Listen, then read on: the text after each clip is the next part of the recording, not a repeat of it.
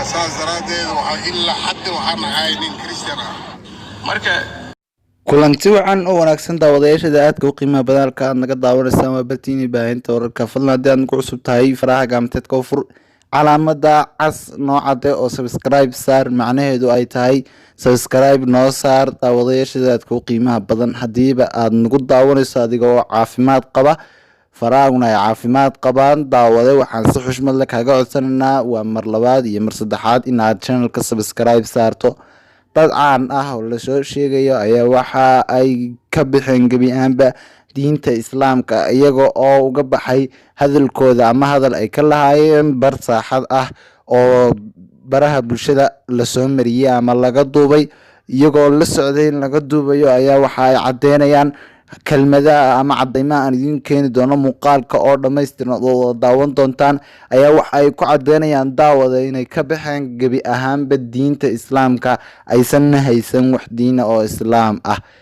marka daawade muuqaalka ayaan idiin soo gudbin doonaa intaana idiin soo gudbin fiidiyowga tayee daawada oo ka tayee dhinaca like-ta adigoo oo saaraya fiidiyowga daawanayso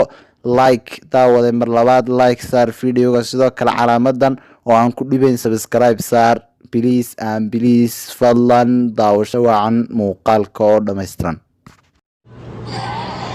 marka saas daraadeed waxa illa xad waxaan ahay nin Christian ah marka diinta ma qabo aniga wadanka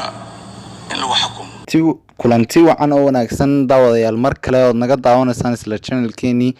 baahinta isu soo noqod wacan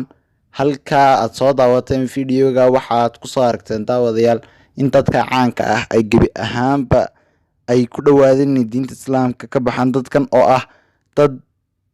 Soomaalida xukuma una haya xilalka waaweyn ee Soomaalida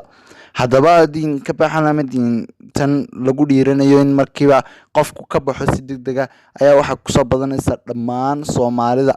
gaar ahaan Soomaalida degta ariga Soomaalida ay degto diin ka baxan ama diintan la aflagaadeynaya ayaa imanaysa kadib markii uu fanaanka caanka ah Maxamed BK uu ku gafay diinta isla markaana uu wax ka sheegay isagoo hadalkiisa hadda aanan daawadayaal on jeclaan lahayn inaan idiin soo bandhigno hadalkiisa haddii aad YouTube ku qortaan heli kartaan waxa uu kaga jawaabay ama uu yidhi isagoo